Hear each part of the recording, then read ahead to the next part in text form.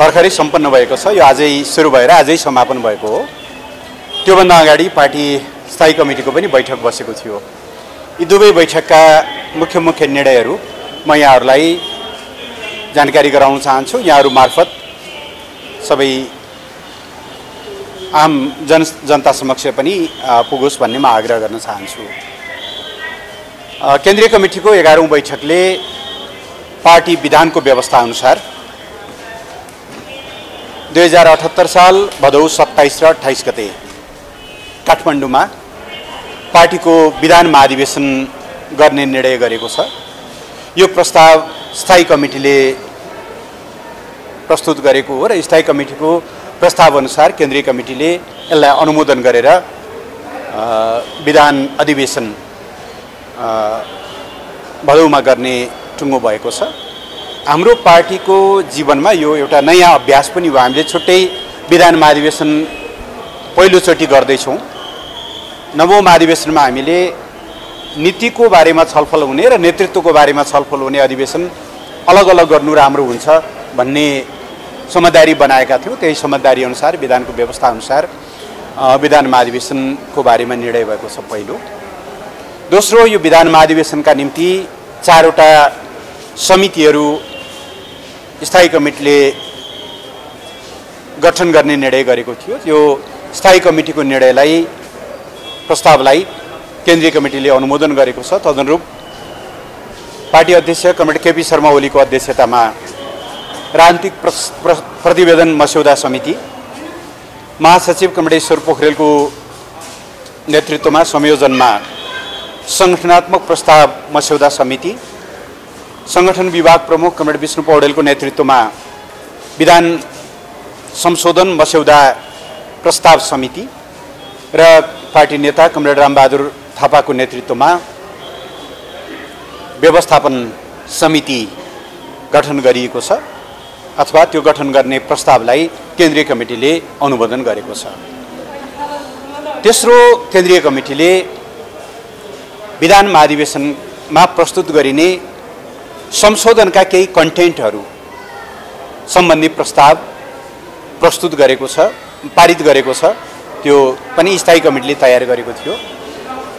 हामीले तयार गरेको त्यो प्रस्तावलाई केन्द्रीय कमिटीले अनुमोदन गरेसँगै अब ढिलोमा पर्सीसम्म सबै स्थानीय कमिटी र पार्टी सदस्यसम्म पुग्ने गरी हामीले यो प्रस्ताव तल पठाउँछौँ। हाम्रो विधानको व्यवस्था हो, संशोधन प्रस्ताव 1 महिना अगाडि नै केन्द्रीय कमिटीले तय गरेर पठाइसक्नुपर्छ भनेर त्यो हामीले तयार गरेर तल पठाउने निर्णय गरेका छौँ। संशोधनमा सामान्यतया 23वटा शीर्षकहरूमा 23वटा प्रसङ्गहरूमा सन्दर्भहरूमा संशोधनको प्रस्ताव गरिएको छ। पहिलो प्रस्तावनामा हामीले नवौं महाधिवेशन गरिरहँदा मुलुकमा संविधान जारी भइसकेको अवस्था थिएन। त्यसले गर्दा 62-63 को आन्दोलनका उपलब्धिहरू संस्थागत हुन्छन् कि हुँदैनन्, संविधान बन्छ कि बन्दैन, बन्दा कस्तो संविधान बन्छ भन्ने बारेमा केही दुविधाहरू थिए। हाम्रो प्रस्तावनामा त्यो दुविधा कता कता झल्किन्छ। अब संविधान जारी भएर मुलुकमा राजनीतिक क्रान्ति आधारभूत रूपमा सम्पन्न भएको तर सामाजिक आर्थिक क्रान्ति या रूपान्तरणको काम बाँकी रहेको यो कन्टेक्स्टलाई प्रतिबिम्बित गर्ने गरी हामीले त्यो प्रस्तावनामा तदनुरूप केही पुनर्लेखन गर्छौँ। त्यसका मुख्य पोइन्ट्सहरू आजको प्रस्तावमा तयार गरिएको छ। परिभाषाका केही खण्डहरूमा हामीले नयाँ कमिटीहरू बनाउनु पर्ने भएको हुनाले ती कमिटीहरूको परिभाषा राख्ने कुरा छ। जस्तो योभन्दा अगाडि हामीले अञ्चल समन्वय कमिटीको व्यवस्था थियो। अब संविधानअनुसार अब अञ्चल छैनन्, प्रदेशहरू छन् र प्रदेश एउटा कार्यकारी कमिटीको रूपमा रहेको हुनाले जस्तो प्रदेश कमिटी भन्नाले के बुझिन्छ, यस्ता केही परिभाषाका कुराहरू छन्। तेस्रो, हामीले पार्टी सदस्यता प्राप्तिको प्रक्रियालाई सरलीकरण गर्ने निर्णय गरेका छौँ। विगतको हाम्रो प्रबन्ध धेरै स्टेपहरू थियो। शाखा कमिटी, गाउँ कमिटी, इलाका कमिटी, क्षेत्रीय कमिटी, जिल्ला कमिटी, अञ्चल कमिटी हुँदै केन्द्रमा आउने धेरै स्टेपहरू पार गर्नुपर्ने हुन्थ्यो। अहिले पालिका स्तरको कमिटीमा सम्बन्धित व्यक्तिले निवेदन दिने पालिकाको सिफारिसमा जिल्ला कमिटीले त्यो निर्णयलाई अनुमोदन गर्ने, सदस्यता प्रदान गर्ने, केन्द्रले त्यसको निरूपण गरेर त्यसको भेरिफिकेसन गरेर सदस्यता नम्बर चढाउने, यसरी 3 स्टेपमा चाहिँ सदस्यताको व्यवस्थापन गर्ने कुराहरू गरेका छौँ र सदस्यहरू पार्टी सदस्यहरूको क्वालिटी कन्ट्रोल वा उनीहरूको गुणस्तरका सन्दर्भमा पनि केही प्रबन्धहरू हामीले त्यहाँ गरेका छौँ। त्यस्तै गरी विधानको अर्को महत्त्वपूर्ण पाटो चाहिँ हामीले अघि मैले भने जस्तो विधान महाधिवेशनबाट नीति र विधान पारित गर्ने र राष्ट्रिय महाधिवेशनबाट मूलतः नेतृत्व चयन गर्ने ढाँचामा हामीले जाने कुराहरू गरेका छौँ। केन्द्रीय कमिटीको संरचनालाई हामीले अलिकति बदलेका छौँ। हिजो 159 सदस्यीय केन्द्रीय कमिटी 9औं महाधिवेशनले निर्वाचित गरेको थियो।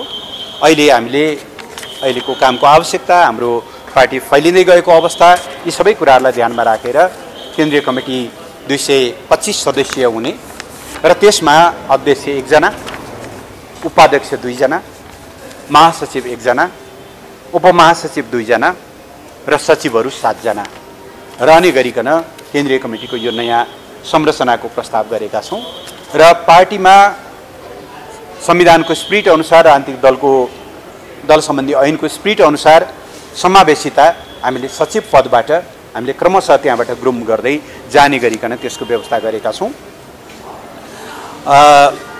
पहिले हाम्रो केन्द्रीय कमिटीभित्र 3टा टायरहरू हुन्थ्यो, केन्द्रीय कमिटी, पोलिट ब्युरो र स्थायी कमिटी। अब केन्द्रीय कमिटी र पोलिट ब्युरो रहने र सानो एउटा सचिवालय रहने खालको प्रबन्धको प्रस्ताव गरिएको छ।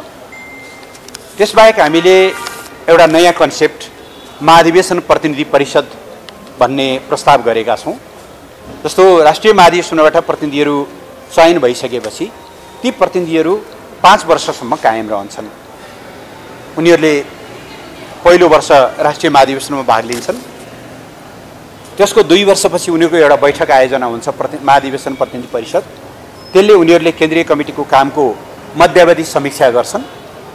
त्यसपछि अर्को महाधिवेशन हुनुभन्दा 1 वर्ष अगाडि त्यो परिषद विधान अधिवेशनमा कन्भर्ट हुन्छ र त्यसले विधान संशोधन गर्छ। त्यस भएर एउटा महाधिवेशनबाट चुनिएको प्रतिनिधिले 5 वर्षसम्म कुनै न कुनै ढङ्गले महाधिवेशन प्रतिनिधिको रूपमा काम गर्ने एउटा नयाँ कन्सेप्ट हामीले विकास गरेका छौँ।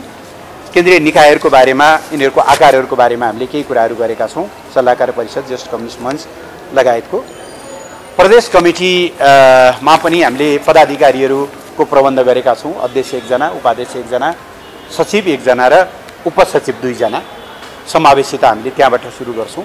जिल्ला कमिटीहरूमा पनि त्यही गर्छौँ, पालिका कमिटीहरूमा पनि हामीले त्यही गर्छौँ। त्यसरी हामीले व्यवस्था गरेका छौँ।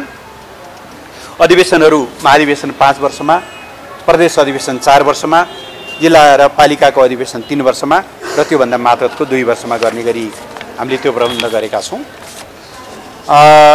निर्वाचन प्रणालीमा हामीले अलिकति थोरै फेरबदल गरेका छौँ। महाधिवेशन या अधिवेशनले अध्यक्ष र अन्य कमिटीका सदस्यहरू चुन्छ। अध्यक्ष महाधिवेशन अथवा अधिवेशनबाट निर्वाचित हुन्छन्, तर कमिटीका अन्य पदाधिकारीहरूलाई चाहिँ त्यो कमिटीले चुन्छ। कमिटी चयन भइसकेपछि त्यहाँभित्रबाट चयन गर्ने गरी यो एउटा व्यवस्था हामीले गरेका छौँ। पार्टी कार्यक्रमहरूमा राष्ट्रिय झण्डा, राष्ट्रिय धुन, पार्टीका औपचारिक कार्यक्रमहरूमा राष्ट्रिय झण्डा, राष्ट्रिय धुनका विषयहरू हामीले समावेश गरेका छौँ। सबै तहमा चाहिँ महिलाहरूको 33% सहभागिताको सुनिश्चित गर्ने प्रबन्धहरू गरेका छौँ। यी लगायत विभिन्न विषयसहित यो संशोधन प्रस्ताव आज केन्द्रीय कमिटीले पारित गरेको छ। यो अब जिल्लामा जान्छ, पार्टी सदस्यहरूसँग जान्छ। यसमा 1 महिनाभरि छलफल हुन्छ र त्यो छलफलबाट आएका सुझावहरूलाई लिएर औपचारिक रूपमा विधान महाधिवेशनमा यो प्रस्ताव प्रस्तुत गर्ने गरी मूलतः यो निर्णय आजको बैठकले गरेको छ। यसको अलावा आजको बैठकमा हामीले अलिकति पछिल्लो राष्ट्रिय राजनीतिको बारेमा पनि छोटो छलफल गऱ्यौँ। अदालतको परामर्शबाट आएको यो सरकार, जो जनादेशबाट आएको होइन, यसको जन्मेदेखि नै खसरा पातहरू देखा पर्न थालिसकेका छन्। बनाउने कुराबाट भन्दा भत्काउने कुराबाट यसले आफ्नो यात्रा सुरु गरेको छ।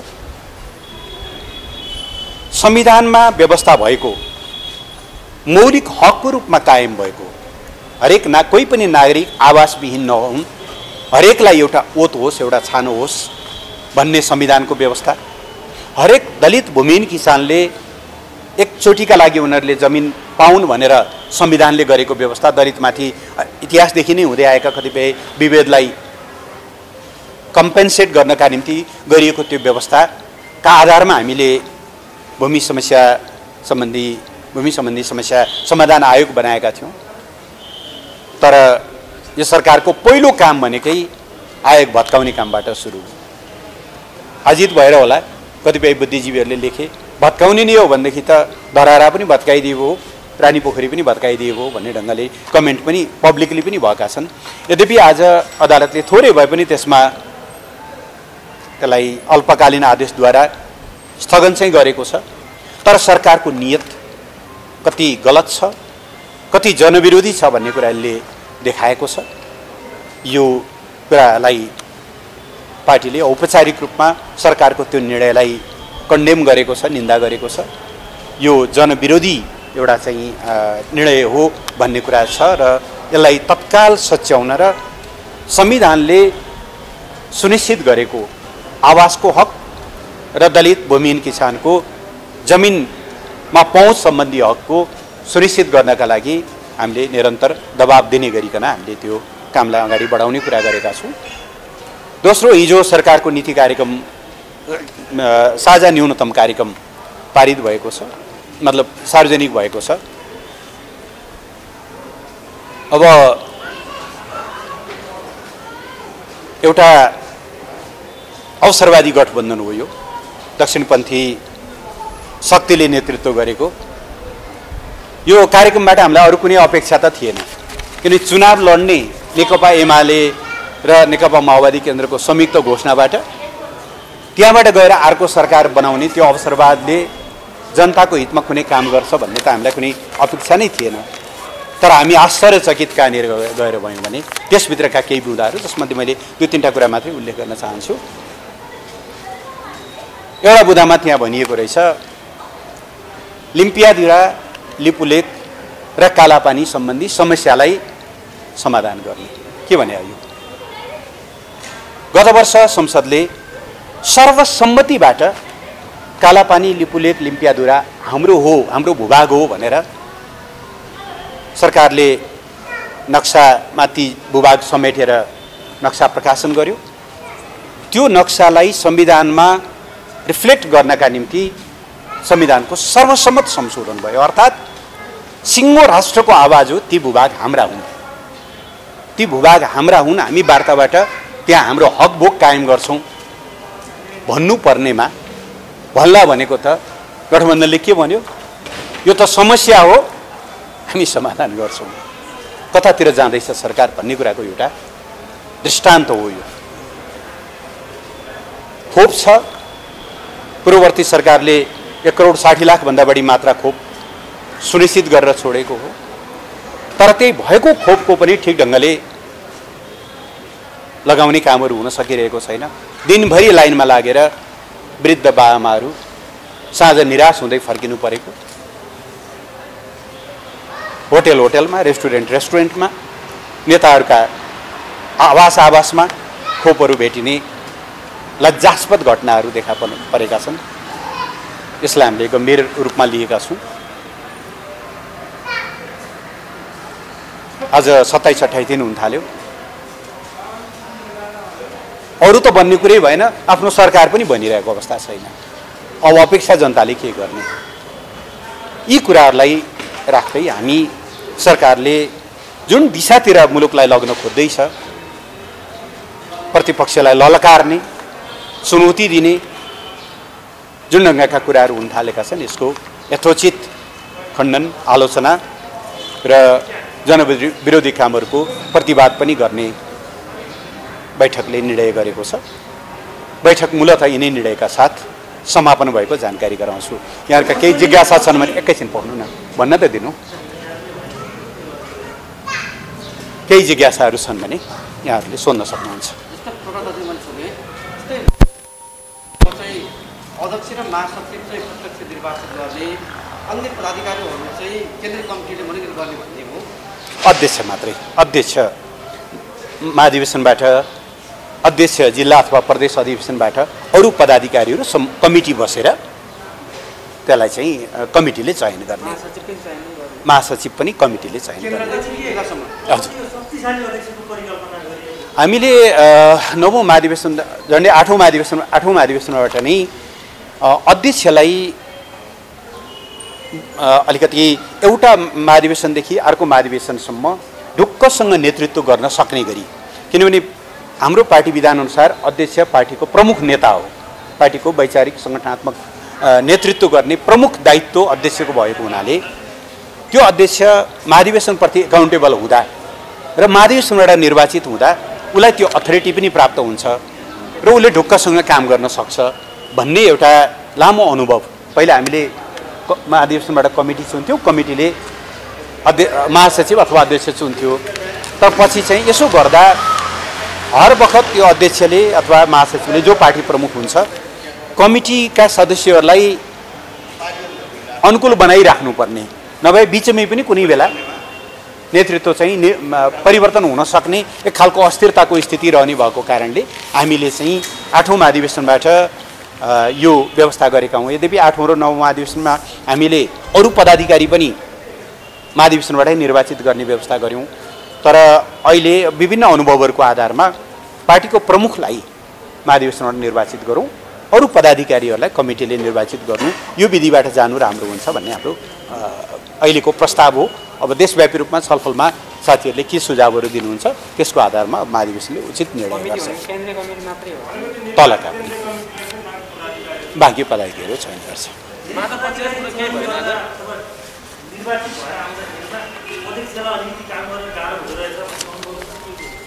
अब कस्तो देखियो भनेदेखि एउटा तपाईँले भन्नुभएको पनि कहिलेकाहीँ कस्तो देखिने भने अब अधिवेशनबाट निर्वाचित अध्यक्ष पनि हो, उपाध्यक्ष, महासचिव, सचिव, उपमहासचिव, सचिवहरू जति हामी पदाधिकारीहरू राख्छौँ सबै महाधिवेशनबाट निर्वाचित हुँदा अलिकति क्षेत्राधिकारको, अलिकति अध्यक्षको एउटा ओभरअल नेतृत्वको कुरामा कहीँ न कहीँ त्यसले थोरै केही समस्याहरू सृजना गरेको यथार्थ हो।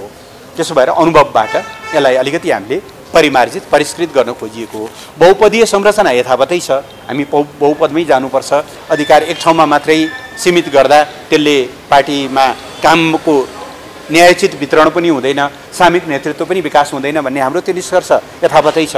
तर बाँकी पदाधिकारीहरू कसरी चयन गर्ने त भन्दा यसचोटि हामीले कमिटीबाट निर्वाचित गर्ने त्यो चाहिँ एउटा प्रस्ताव गरेका छौँ। हजुर, यही हुन्छ, अध्यक्ष सम्बन्धित तहको अध्यक्ष सम्बन्धित तहको अधिवेशनबाट चुनिन्छ अनि कमिटी अधिवेशनबाट कमिटीले अरू पदाधिकारी अहिले तपाईँहरूको यो गतिविधि हेर्दाखेरि तपाईँहरू महाधिवेशनमा तीव्र रूपमा लागेको देखिन्छ। एक पक्ष चाहिँ अहिलेसम्म तपाईँहरूले डाकेको बैठकमा उहाँलाई कभर गरेर पनि आइरहेको अवस्था छैन, उनीहरूलाई चाहिँ सँगै लाने सम्भावना अब छिन भन्ने गएको हो। अब छिण या बलियो म त्यस्तो त कमेन्ट गर्न चाहन्न।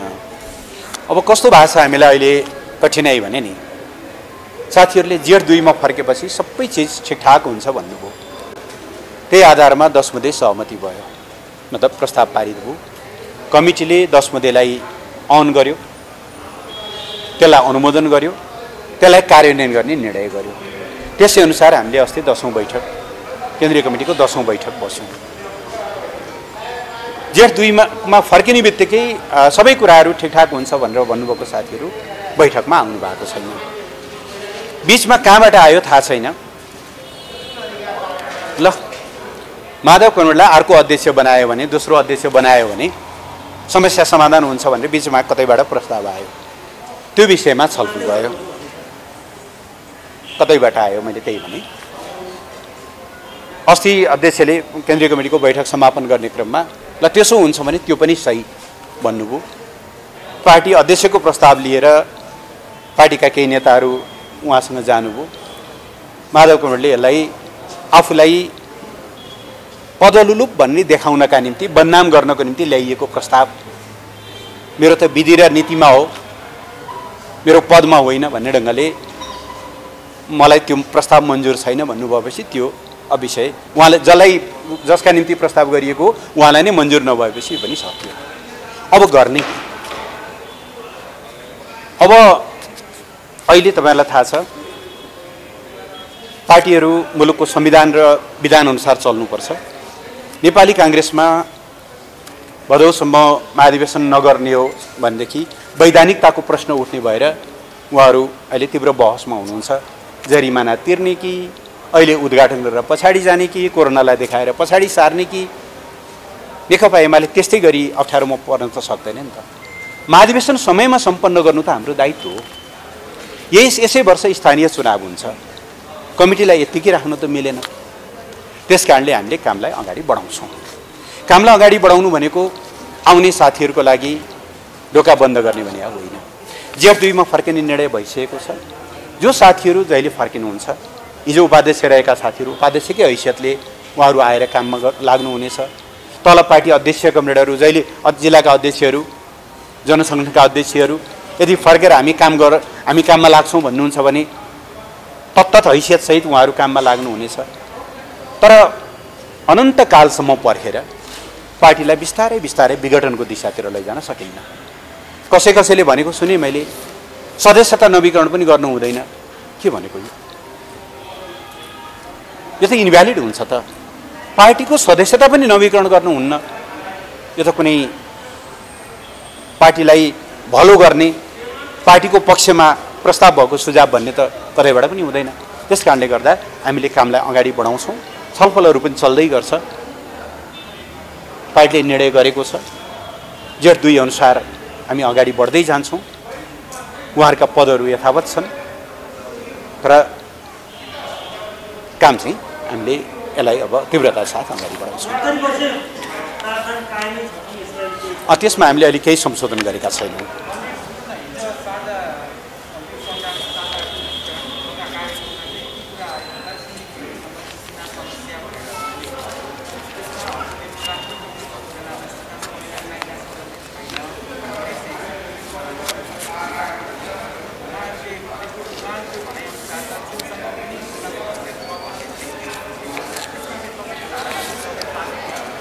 चीनसँग नेपालको सीमा समस्या छैन। 1961 मा चीनसँग सीमा, 1960 मा सीमा सम्झौता भयो, 1961 मा सीमा सन्धि भयो। त्यस पछाडि 3 वटा प्रोटोकलमा हस्ताक्षर भएर 97 वटा बोर्डर मार्करहरू अथवा ती चाहिँ बोर्डर छुट्याउने पिलरहरू राखेर प्रत्येक सीमा अब जस्तो यति नम्बर पिलरदेखि यति नम्बर पिलर कताबाट जान्छ, यति डिग्री अक्षांश उत्तर, यति डिग्री अक्षांश दक्षिण, यो ढङ्गले सम्पूर्ण कुराको डिटेल उल्लेख छ। बीचमा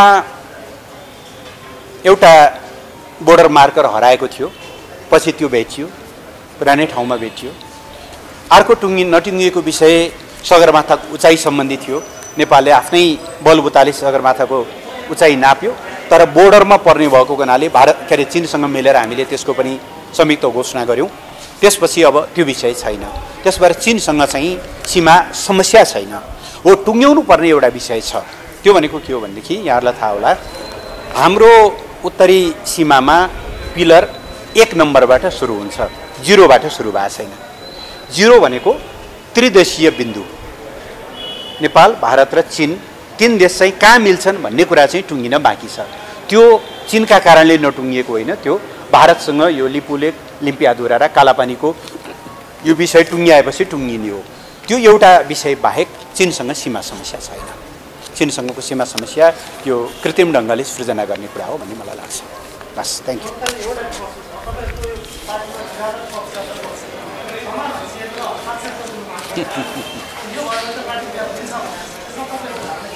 यो स्वीकार्य विषय होइन।